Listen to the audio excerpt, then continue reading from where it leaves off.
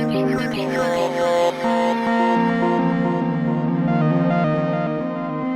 name is Jess Posner, and my pronouns are she and they, and I am the director of the Virtual Y at the YMCA of Central New York. And I'd like to wish everybody a very happy Pride. It is my pleasure to welcome you tonight to the first event in our month-long virtual speaker series celebrating Pride here in Central New York. The series is titled Y Pride 2021, celebrating LGBTQIA+ activists and organizers of Central New York, taking place every Monday in June from 5 to 6 p.m. Eastern Daylight Time. Tonight's program is titled, What is Community Beyond Identity? And features 3 luminary organizers from Syracuse, Rahzie Seals, Coy Adams, and Michael Leonelli. This event is the first of many events for the YMCA of Central New York's offerings to celebrate Pride this month, because the YMCA is here for all, including all of our LGBTQIA+ community members. You may know that this is the first time that the Y of Central New York has done Pride programming like this, and I am humbled and honored to be bringing this work to you all. It really is like very dear to my heart and part of my, I don't know, I'm just very pleased and moved to be able to have the opportunity to do this and to present these inspiring speakers. We are so fortunate to have not only the folks here with us tonight, but an incredible wealth of people and organizations dedicating to repairing the world just within our own local community, many of whom identify as LGBTQ, and it is my joy to highlight a few of them through this series. To learn more about all of our Pride programming, please visit the Y's website. Down in sort of like the blog section, you'll find our article that has all of our events, and I'm going to paste it in the chat here for you too, so you can check that out, and that has all of our programming throughout the month. You can also contact me at virtual@ymcacny.org. All of our virtual programming is free and open to all, so please do share it widely. Before I introduce our guests, I'd like to remind everyone to please remain muted throughout the event to help facilitate a pleasant audio-visual experience for all. I'll be spotlighting our speakers this evening. To turn this function on, please set your view, which is located in the upper right-hand corner of your Zoom window, to speaker. All right, the button it's on the upper right-hand corner. You'll also notice that the meeting is being recorded, and any publicly shared version of this video will only include the feeds of our speakers and myself. So now, without further ado, I am going to spotlight and introduce our 3 guests tonight in the order that they will be speaking. So it will be Michael Leonelli, Rahzie Seals, and then Coy Adams, and then we will have a robust conversation afterwards. We will have the chat open throughout the entire conversation, so if you have emergent questions, go ahead and throw those in the chat. I'll be monitoring those and using those during our Q&A, and we really do invite you to be part of this conversation. So let me go ahead and highlight our guests.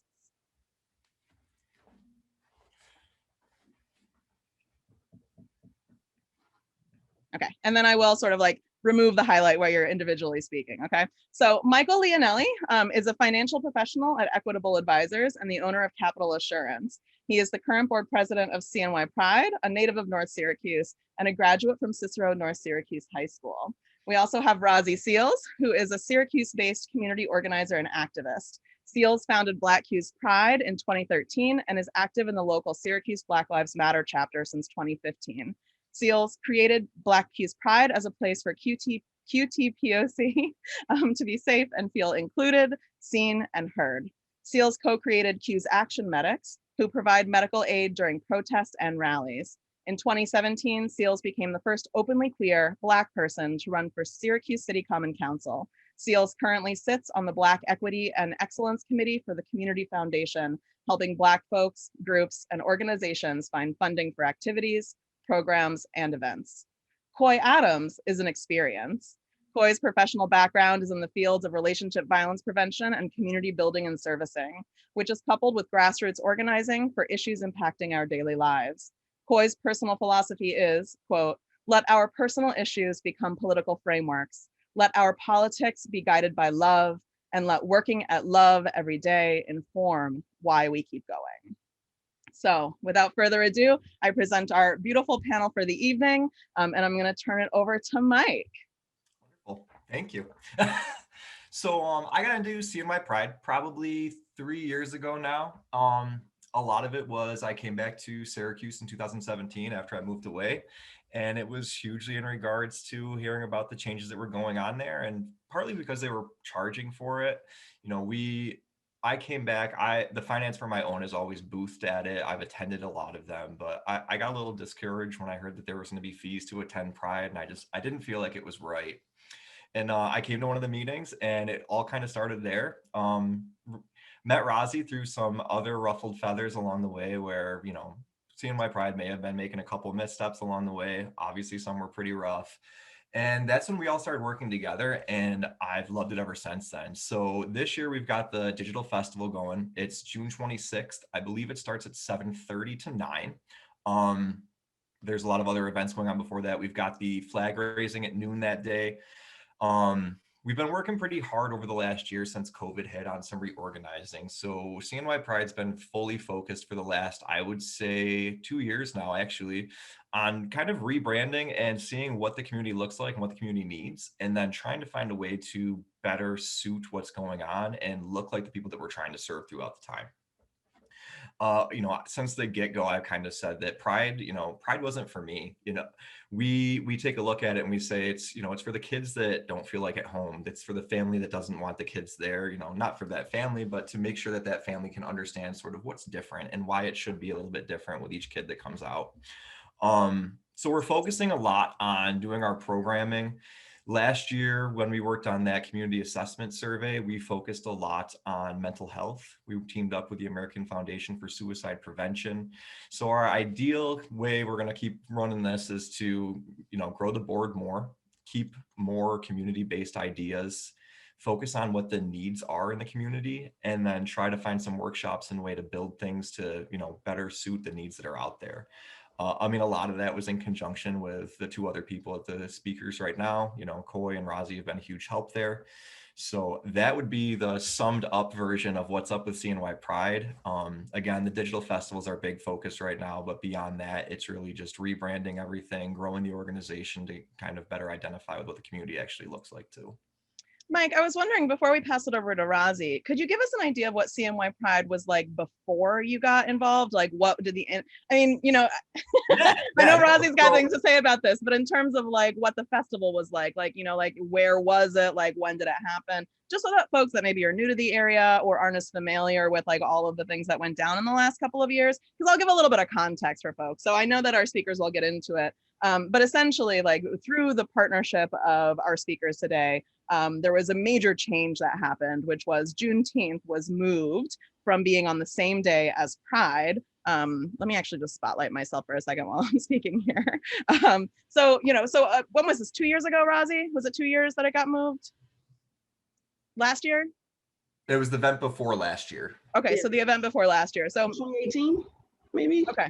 All right, so it would have been like 3 years ago, right? So historically, right, like in Syracuse, Pride and Juneteenth were on the same date, right? Juneteenth is always Juneteenth, but CNY Pride was scheduled for the same day. So through the activism of folks present here today, right, there was a shift where that moved, and that was also like a reflection of a change in the board, right, and a change in the direction of where CNY Pride was going. So that withstanding, what would CNY Pride kind of like look like for a normal Pride festival year? Yes. So previously CNY Pride was just the festival. We did a lot of fly by night kind of, we're going to cook some pancakes or do this other event or, throw some people on a train and call it community building and all this other stuff. But it was the festival, and it was ways to raise money to ensure that festival was sustainable. So my background's in economics and finance and business. So I'm like, if we need to charge participants, and I run a finance firm and I'm paying $50 to come to this festival to make a profit off the LGBT community, because that's why, vendors and corporate America's at them, right? We want to think it's this beautiful, they're here to support us, but, it's double-edged. So before, that's really all it was. And I said, if I can be there as a vendor, it shouldn't be for the same price as 10 people to come in and be who they want to be that day. So I went to that meeting, and I quickly realized that charging $5 to get in was like the least of the worries. And I started to get wind of a lot of what was going on with the overlapping dates. And that's when I realized that the actual problem was they didn't have a lot of vendors anymore that they were getting $50. So they wanted the participants to pay to make up for that. But it's because the vendors weren't coming because they were all made aware that they would not change the date of the Pride Festival from Juneteenth. Despite a bunch of other organizations coming in and saying, it's a simple change. And me, a bunch of other people were like, why aren't we doing this? And it was every excuse you could imagine under the sun, you know, we don't want to overlap with these people or those people or this other people. And I'm like, they don't live in central New York and they are not CNY Pride participants. So, you know, why? And that's when it came down to, all right, well, let's grow this board and get it full of people that think that this change should occur. And that's when things really kind of started to change. And it's also quickly when I realized that I was not an organizer. I, again, was a guy that was good at economics, business, and finance. So when it came time to, all right, well, now our dates changed and I have to throw a festival with this entire organization and community. And there was really no framework about here's how you do it or how it works. We were at the city office and I'm like, I will hands in the air tell you, I have no idea what I'm doing, but we need to do it and it needs to be great. And that's when Rahzie and I started working together. I'm like, I don't know what we're supposed to do or how this is supposed to look. And they were like, if we can get a spot here, we will make ours work fine. So we just made sure that happened. And it really wasn't difficult at all. And that's why I didn't understand the whole turmoil amongst it. And, you know, maybe it's me and my blinders if everyone's got, you know, the best of intentions. But that's kind of was the turning point where everything started to switch up and how we all were working together. Because before there really wasn't working together, it was working against each other. And you know, now, you know, Rahzie and I have gone out and had lunch before. And I'm like, you know, before this would have never happened. But that's what it was before, is it was an organization that did not want to change their date from Juneteenth, and for no good reason, honestly, at the end of it all, besides, you know, we didn't want to overlap with New York City Pride. And we were so concerned about losing participants from areas that didn't need to be coming to ours. And it was all in exchange for people that wanted to be a part of it, that were a part of the community. Beautiful. Thank you, Mike. I think that's a good transition to Rahzie. So thank you so much. And we'll bring you back into the conversation in a little bit. All right. So I would love to reintroduce Rahzie Seals to you all. Everybody. Okay, so it's my turn to talk, right? Absolutely. Floor is yours. Everybody can hear me clearly. All right. So my name is Rahzie Seals. I am the founder, director of Black Hues Pride. I created Black Hues Pride because there wasn't a space for us, right? And when I say for us, I mean Black, brown, indigenous people of color. Yes, we do have treks or all these, you know, treks and rain, but they're not really inclusive or welcoming as they was before in the past. I'm starting to see a shift happen though, right? Because of everything that's going on. But again, when I created Black Hues Pride, it's because when I tried to go to CNY Pride to sign the board, I wasn't welcome. And it wasn't just me, it was me and other folks in our community who were Black, who when we got there and we tried to go to the meetings, they just would not hear us, right? They would not listen to us. And that's even before I created Black Hues Pride. So for me, I had to create Black Hues Pride in order to be listened to and heard, which is a problem. Yeah, a huge problem. It's so much to say, right? It's so much to say. So let me skip to what Mike was saying before about Juneteenth. We know Juneteenth was here first. That's just what it is. Now it's a national holiday. That's great. It just passed. But Juneteenth was here first. So for me and folks like me, I had to choose, do I want to be Black or queer? And I'm both, right? So that was a huge dilemma for me and many others in the city of Syracuse who were Black. We went to CNY Pride to talk to them, to ask them if they can change the date. It was a lot of pretty much no's. The excuse that we got from CNY Pride at the time was about, their biggest thing was, like Mike said, other people coming in, right? Other people from different, different places that's not in the city of Syracuse coming in about money because they wanted to go to New York City. So because they wanted to go to New York City and party and have fun in New York City, it was okay for them to keep the same date on Juneteenth. And that meeting that I had with CNY Pride in Juneteenth, they pretty much cut out Black Hues Pride and talked to themselves and was talking about, oh yeah, because we can make money like this or whatever. It wasn't about the community, it was about money. And that is a problem. So me and other folks of Black Hues Pride, we went to Vera House and we told Vera House about what was going on. And we came up with a way of how to bring awareness, right, of the issue that is going on. So we got a few organizations together to, what is this word that I'm trying to say? To divest from CNY Pride in order to move Juneteenth.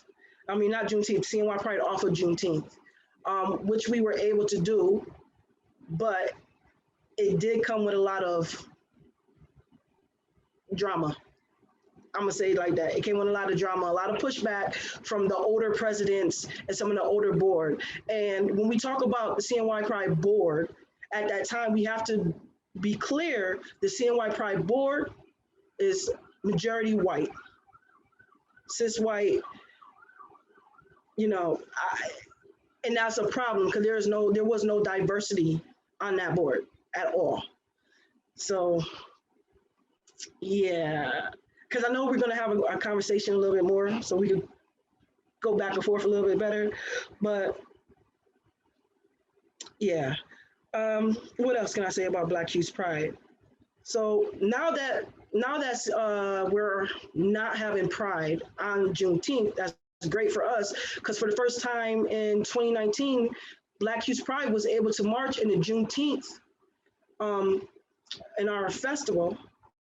For the first time, which it was never, you know, we wasn't able to do it because we had to choose, you know, but 2019 was the first time we was able to walk in our own parade at Juneteenth. That was great. And we was also able to carve out a space for us at the CNY Pride, which we call the SOA Pride 10, which a lot of folks, we got a lot of people were happy, right? They didn't know, because there's always talk about, well, you know, we go to Pride and it's boring. I'm just saying, that's just, Mike, I see that. A lot of people, you know, it was boring, right? It wasn't a lot of diversity. A lot of folks wasn't happy for it, but when we did the CNY, when we did the Pride, when we did the SOA Pride, not only did we do that, but there was also an education point of that, right? So when I do my organizing, I don't necessarily call myself an activist. Activist sounds really sexy, right? It's not sexy, it's organizer. It's a lot of work to be put into this, right? So I'm an organizer, right? So the educational part of that was, we talked about Stonewall, we talked about Marsha P. Johnson, we talked about Sylvia Rivera, we talked about the different,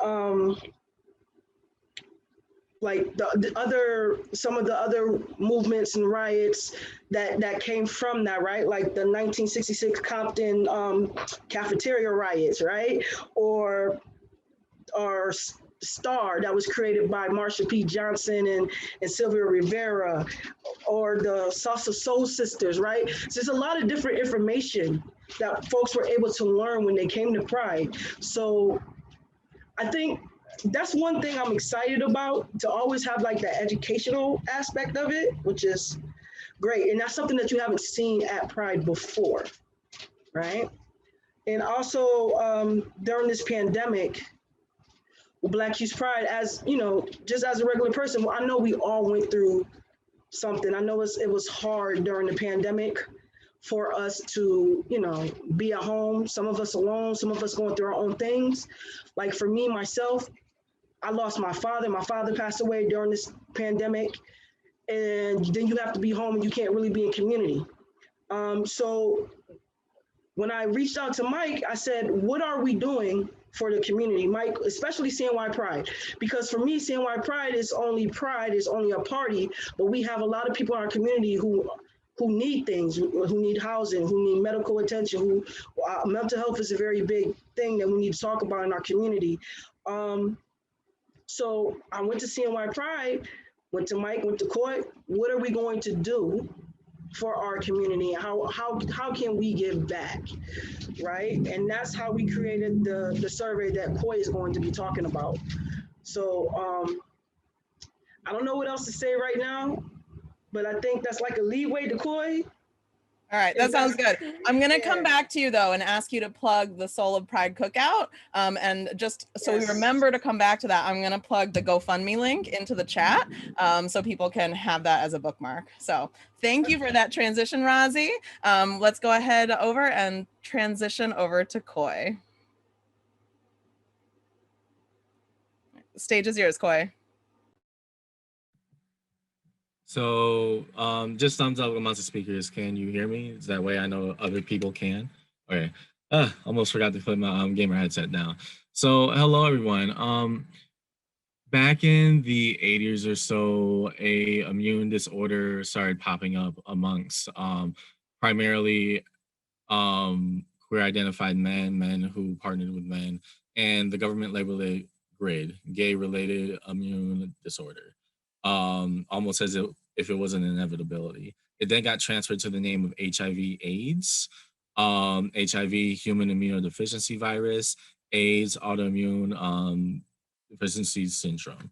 And I say all that to say, last time a pandemic struck, and the queer community was saying, hey, this is impacting us, people let us know what they thought about us. Very bluntly, right? People let us know that that they would watch us survive, struggle, maybe even die right in front of them, and they said, "Well, you shouldn't have been you."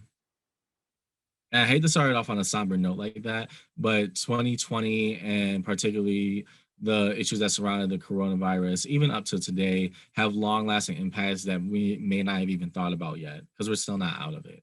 Right. This also coincided with, again, thank you, Mike, thank you, Rahzie, talking about the double booking of Juneteenth and all these other things with the murder of George Floyd, Ahmaud Arbery, Breonna Taylor, the death of Tony McDade, who is a Black trans man, and countless other Black and brown people murdered by the police, the people whose job is literally being paid to protect them. I put all this together to say Pride last year was the most similar to what it was when it first started, which was a riot against power, a riot against the police.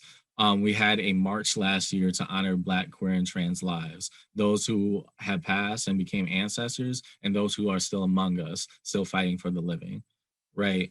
Pride is not just a rainbow that gets sold to us during June at overly priced everything to say, hey, we don't know your pronouns, but pronouns don't matter when we got your money, right?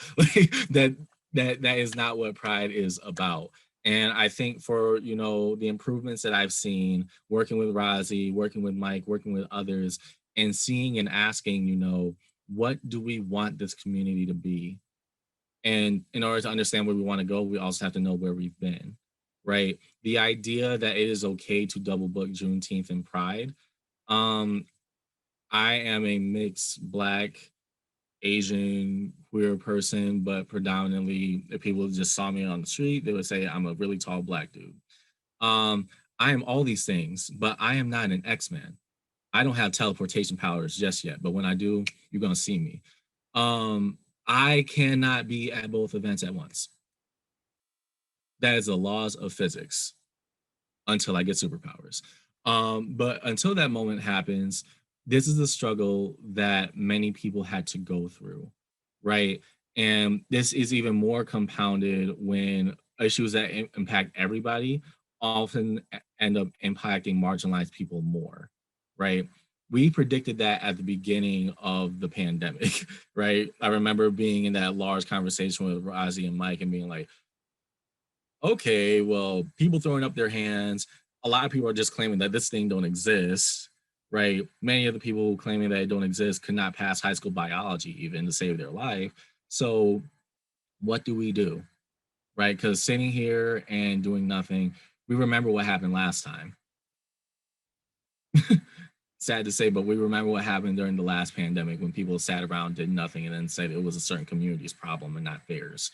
And in that effort, we collaborated between us and different organizations to form what was called a needs assessment for the LGBTQ community of Central New York. I'm going to post that in chat right now, a link to it. Can you see it? Cool.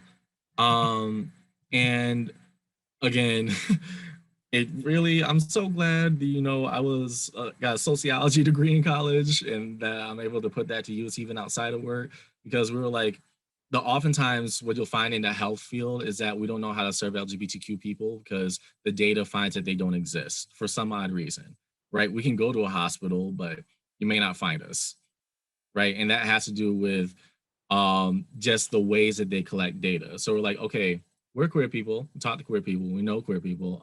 Let's make something just for queer people, right? So the LGBTQ needs assessment survey was designed to be a, you know, all around assessment that the average person could take.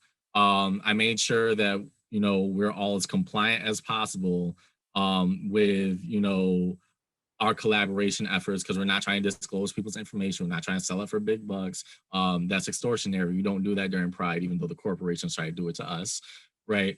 And in doing so, we got a snapshot of what the community could need, could want, or is going through. As we predicted, Mike and I, we had that big conversation about, okay, so you saw how mental health looks like a giant spike, right?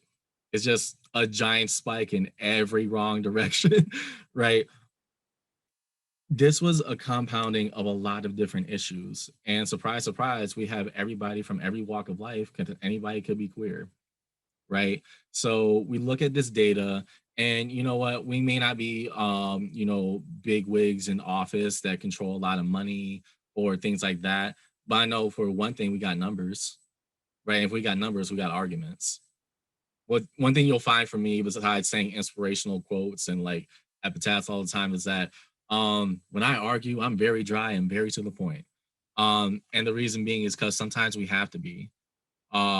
Sometimes we just need each other, and that sometimes that's all there is. So to assert ourselves and to see what we can do for the community, we had this needs assessment. We're doing the 2021 round of the needs assessment, and same set of questions as last time. And hopefully, you know, when Pride Month is over, I can present to the community about the things that people said they're going through, even while surviving a pandemic as an LGBTQ person.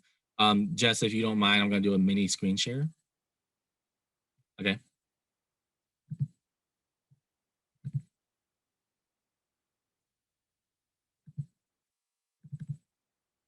Can you see it? So this is located on the home screen of CNY Pride. This has the information of basically the virtual edition of CNY Pride that's happening this year, also funding and any other easy submissions to have about contacting them. If you go here from home to resources, there's a little link called survey.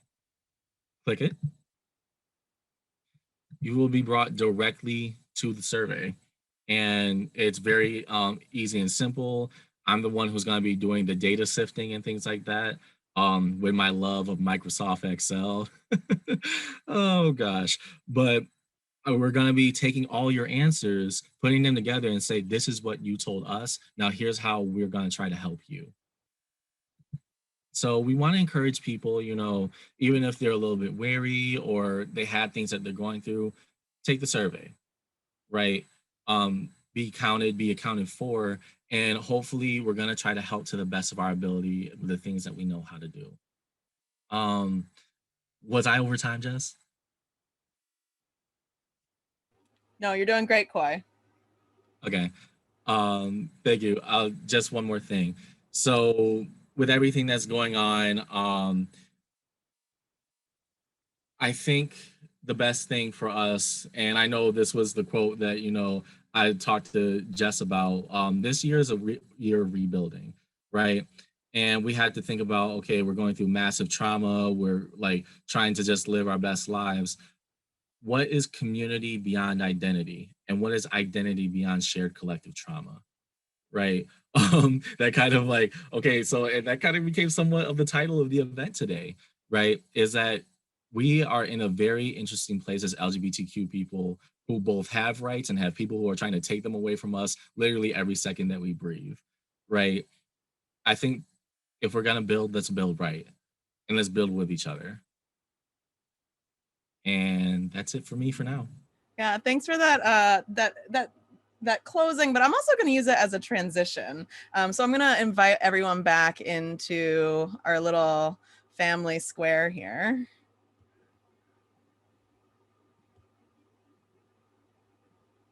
Okay, and that did come out of the title of the event did come out of my conversation with Koi, because I was so moved by it. I was so moved at this question of like, what is, community beyond identity? And I thought it was such a powerful question to pose within the context of a group of people that connect through their identity, right? So it's like to kind of like ask this really complex, nuanced question to a group of people, right, who are held together through their sexuality, right? Like some dimension of their sex or their gender or something like that, right? So maybe that's actually like a really good place to start in terms of opening up our conversation. I'd love to get like a little bit more almost like it doesn't have to be theoretical, but in terms of understanding just your frameworks from where you all come from, I was wondering if maybe you might want to answer that question the best that you can together, just as individuals, but sort of like as a as a sampler, right? So what does that question mean to you? And how do you approach moving through it? So Koi, as the original poser of the question, I'd love to invite you to start. And then Rahzie, I'd invite you to answer after that. And then after that, Mike. Okay. So in the spirit of not wanting to turn this into a college course, because I did that for 4 years at SU, and yeah, I hated it. I always try to remember that if you can't explain complex ideas in simple terms, you don't know it well enough, right? That is a core belief that I have about life. When we talk about who we are, we oftentimes talk about who we're not, right? So we're told by society, A, you don't exist, or if you do exist, you're not valid, or if you are, seen as valid, it's only conditional. It's only conditional if you have allies and people like you, whereas the people who don't like you are conditional regardless, right? I think that when it comes to how we understand community, it's a lived and breathed experience, right? So many people, particularly for young people that I notice, really sat down and like figured out, or still in the process of figuring out their gender, sexuality, all their identifications, that honestly, I don't know if they had time to, when if this didn't happen, or for certain people that was a process. I know I didn't get the answers till later on in life. By the way, adulthood, 3 out of 10 would not recommend. But when we're talking about, what does community look like to us, it's something that we work for, right? It's something that we want to keep after we build. It isn't just something that's sold to us during 1 month of the year when people vomit rainbows all over clothes and say, hey, this is your pride. No, pride was when you acknowledged who you were. And pride was when your friends acknowledged you. And pride was when you may have tried that dress, you may have met that person, you may have, sent that message. Pride is what we make of it. And it's going to be a fun month.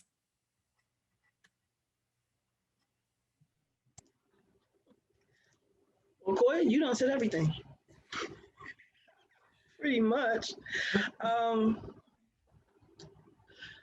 So for me, how I live life and my identity is I can only talk about my experience, right? That's it. I am older, but I'm still thinking about my sexuality. My pronouns are she, her, or they, them, or like I tell everybody, just Rahzie, I'm just me, right? And I try to talk to folks, especially like younger ones and youth who are coming out. So I always go and I always talk about experience, right? And I find out that across the board, no matter our race, we all have some of the similar experiences, right? When it comes down to family, if they accepted us or if they didn't accept us. I grew up in a church family. Grandfather was a reverend and a pastor, uncles, and so a lot of religion was pushed on me, right? And not the good. You got it. It's the you better change or you're gonna go down there, and it's so for me, it's like every day I had to find a way of, how do I survive? Honestly, how do I keep living and be myself and be true to myself, right? When when folks are telling me that I'm wrong. So I had to come into community with other folks in order to survive. And that's pretty much what the history of us being queer is. We come into community to survive. It's real. And I'm still thinking about certain things when it comes to identity. A lot of the times I think folks, well, especially now, I feel like a lot of people think pride is just a party, right? I think people just think pride is a party. I'm just gonna find a nice outfit. I'm gonna go out. I'm gonna find this person. But I really feel like, listen, yes, you could party, and yes, you have rights, but do you know who died for you to have those rights, right? Do you know who had to be beaten for you to have this right? Do you really know about Stonewall? Do you really know about like Marsha P? We're gonna keep saying Marsha. I'm gonna keep saying Marsha P. But do you even know about Harvey Milk? Right? Do you know about these people who stood up and fought for you and are continuing to fight for you? So for me in our community, I come at an angle of organizing, everybody coming together. Let's come together and let's organize because we need things. We still have our Black trans sisters being murdered, right? Yes, yes, yes. So we still have our trans sisters being murdered all the way up to today, and we have to come together. We have to push and organize. Like pride is not just about partying. It's about organizing and coming together and working together so we could survive. Like, so that's where I pretty much come from. I don't know if I answered the question. I think I answered the question, but I'm gonna leave that to Mike now. Mike, your turn. So it's funny because I'm like the baby when it comes to doing all this. I came along after they were already doing all the hard stuff, and I was like, wait a second, I just wanted to fix this $5 problem over here.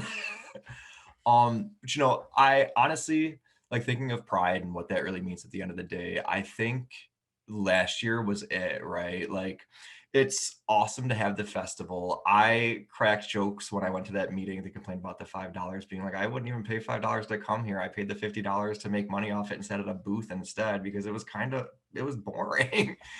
But I, like, from the community standpoint, I mean, I moved away at a young age to work on my finance stuff and everything else. So when I came back, and I came back because I broke my neck. So I had like a life-changing experience and was like, I want to make a difference. And like, if I didn't make it out of that car accident, like, what did I do? And that's when I was like, oh, seeing my pride could use some help. And I was like, hearing all these other issues. And I'm like, pride is not about this crusty old party. And that's when I'm like, if we can make like the soul of pride happen at that event, and the 2018 festival or 2019 festival, because 2020 was digital, the 2019 festival, like, I remember like waking up in that hotel the night before and like walking out and seeing them setting up all the tents and like just having like this emotional meltdown of like, we kind of all did this community thing finally. And then like watching it all come to fruition and go from there was amazing. Last year, when everyone was kind of jumping up saying, let's get something going. We have to do something with Black Lives Matter. We have to do this. We have to do this. And I called up Rahzie and was like, when you know, let me know. And I'm just going to keep telling everyone to chill in the meantime. And when it came to like, let's do this and figure it all out, I will never forget Coy saying to me, you need to speak at it because the people that are all there for the wrong reasons are only going to listen to the white guy talk.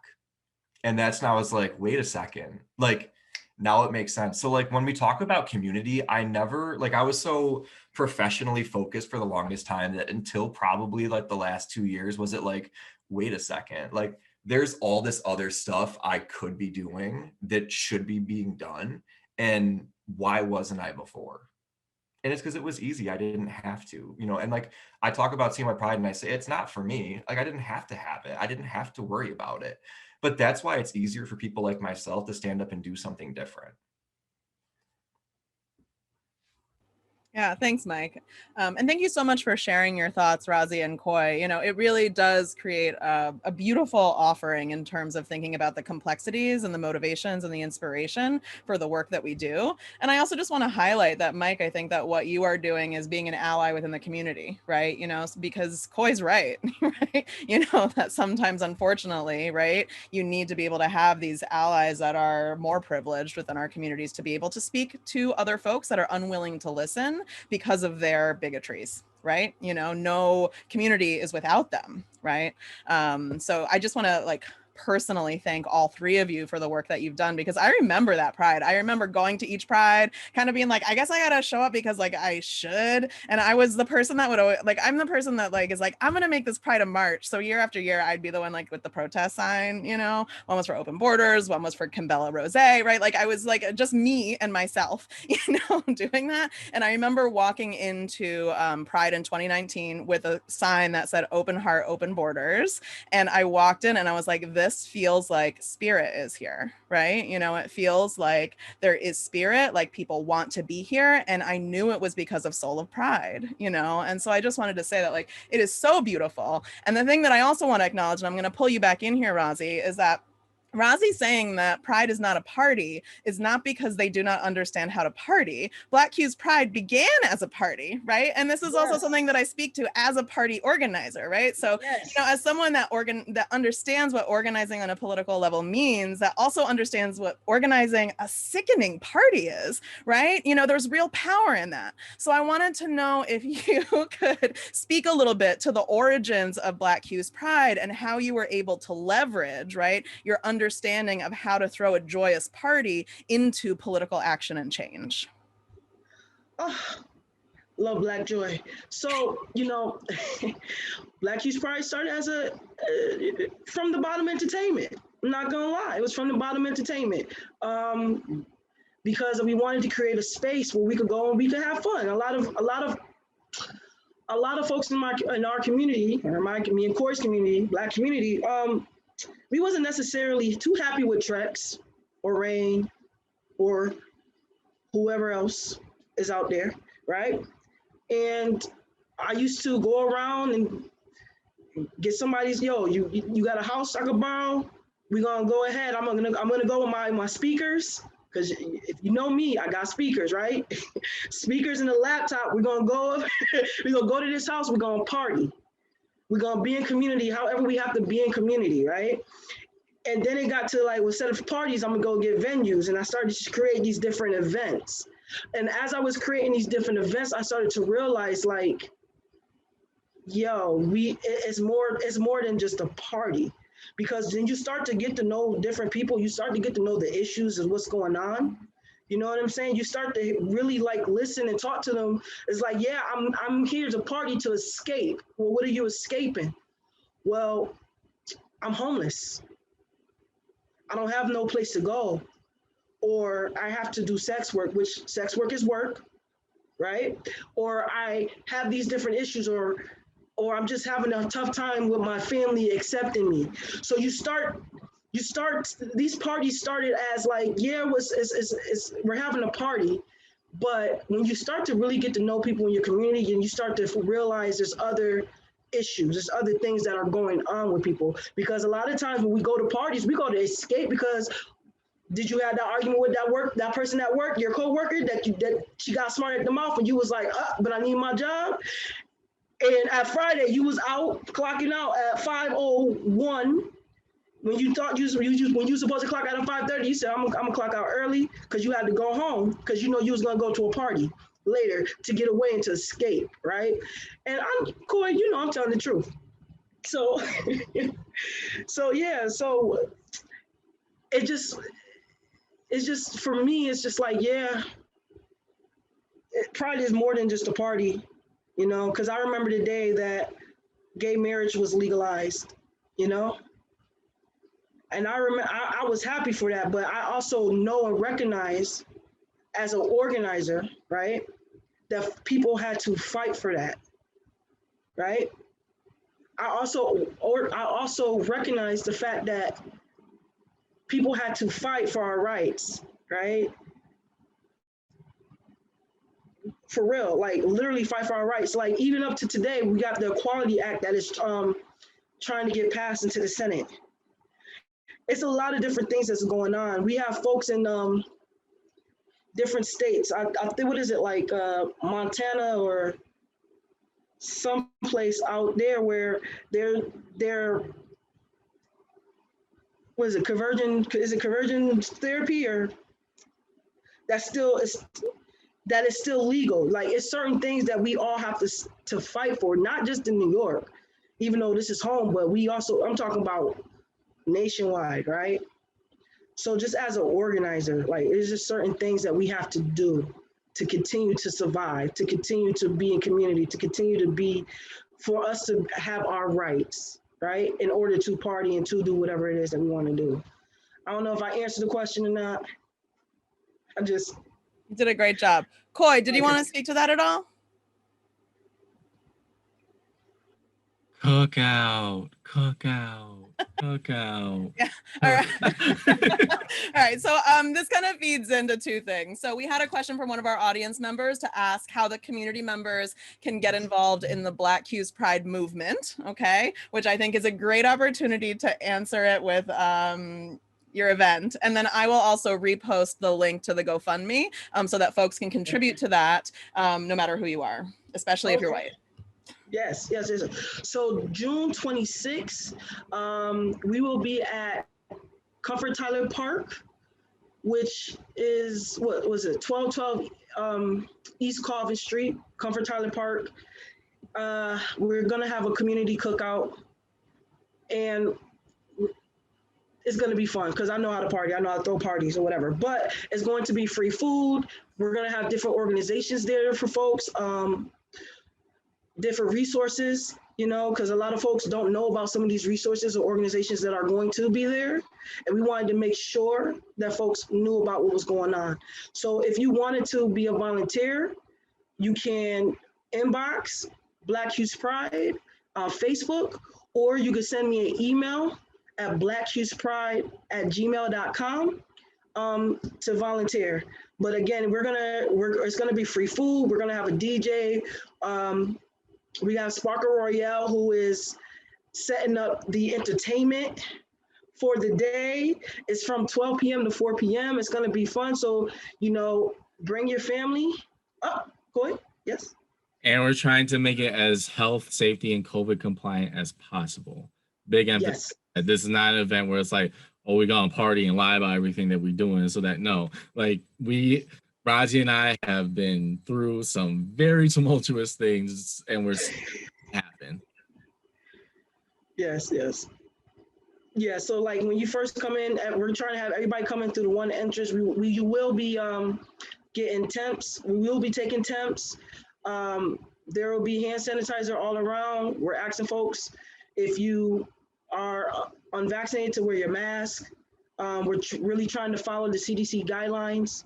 And we want to make sure that everybody is safe and we're having fun. So this is a safe and fun environment for all of us, right? So again, the Soul Pride Cookout, Comfort Tyler Park, June 26th from 12 to 4 p.m.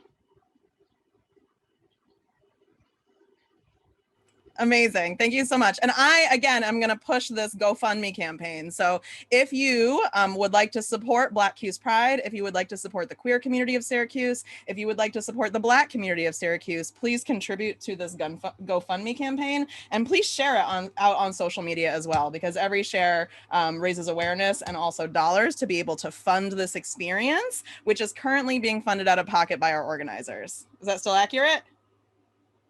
Please, because it really comes out my pocket. Right. So please, let's make it a community effort, and please share it with anyone that you may know that has access to resources to support this kind of effort, which is so critical for our community and for our health and well-being. And I have to say, I sort of host a small party of my own for the community of queer women in Syracuse. And we had a really lovely turnout this past weekend. And it was, I will say, incredibly healing to be able to be present with one another in a safe and considerate way outdoors after a year of fear, isolation, and separation. So if it is going to be a fraction of how nice that was, and I expect it will be so much better, to be honest, please do support and share and make it out. So we've got about 4 minutes left. I'd love to just reflect and kind of wrap up a little bit and offer you all some of my thoughts for a minute, and then I'm going to turn it back over to each one of you to close things out. So we'll do that in the same order that you spoke. So Mike, Rahzie, and then Koi, I'll invite you to share some closing thoughts with us. But first, I just want to really express my gratitude for everybody that logged on, for the folks that are going to be watching this online, and especially for our panelists that came here together. This panel really came together through a conversation I had with Koi, and as I do as an organizer of events like this, I will often connect with someone that I have a pre-existing relationship with and say, hey, who do you want to invite into this conversation? And Koi and I know each other from playing trivia on different teams at the same time at a gay bar, a queer bar, right? So, I mean, that's the truth of the matter here. And this is how community forms. And this moment is how it becomes activated. And I just also wanted to thank my colleagues at the Y for trusting me. I've only been here for about 6 months at this point. I'm the director of the virtual Y, to really run with pride this year. And there was something for me that was so important. I have a background as an academic and as, an organizer and someone that's just been really involved with political action since my youth, was to bring something out to our community through this trusted organization, right? That highlights the dimensions of the change, the social change that the LGBTQIA plus community in our own community is making happen, right? So I threw an internet dance party for a year, right? We ended up not doing that because it wasn't right, this is the right fit, right? This is the right fit. And I am so honored that the three of you agreed to kick off this month to really frame Pride season here in Syracuse with an honest and open presentation of what things were like several years ago, where they are going, and how we got there. Because without difficult conversations, right, we will not have change. Without repairing wounds, we cannot have community. Right? We cannot have a community that lasts, right?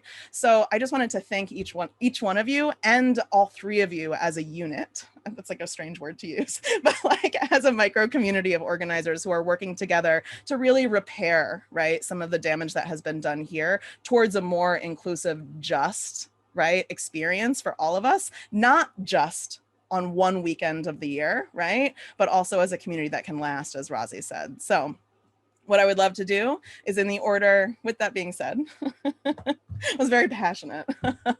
So with that being said, I'd love to pass it back over to you all. Mike, you first, then Rahzie, and then Koi. Yeah, thank you. And thanks for putting this together too. This is amazing. When I got the message and I was like, favorite people. So we have our event coming up at 7:30 because, we try not to overlap on what Rahzie does anymore. So our event's going to be digital at 7:30. It pains me on the inside so much to not be able to do an in-person event, but with everything already scheduled for that day, it was unrealistic for us to, even once they did open things up, to be able to do that. So we do plan on doing a fall festival later on in October.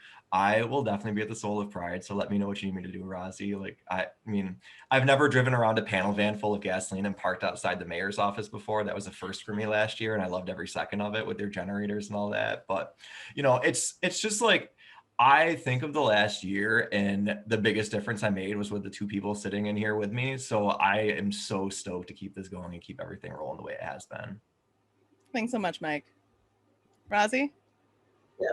Yeah, Jess, thank you for having me on. Like I said, I'm not really a speaker, right? I'm not really a speaker, but I am passionate. And when I feel like certain things need to be done, I'm that person to get things done, right? I don't care if you want to call it nagging or complaining or whatever. I'm gonna push to make sure things need to be right. So that's what I've been doing. Thank you. Thank you, Aaron. So I'm just happy to be here, and I'm excited, right? And this is the first time in a long time that I can say I'm actually excited for our community and the direction that it's going, right? I really see a diverse community being able to work together, right? Because I remember those times when we was pushing for Juneteenth and a lot of negative comments that say you're trying to divide us, and it's like, no, I'm not trying to divide. I'm trying to include us so we can all come together, right? And I'm just excited for that direction that it's going in. Again, Jess, thank you, Mike. You're doing a great job.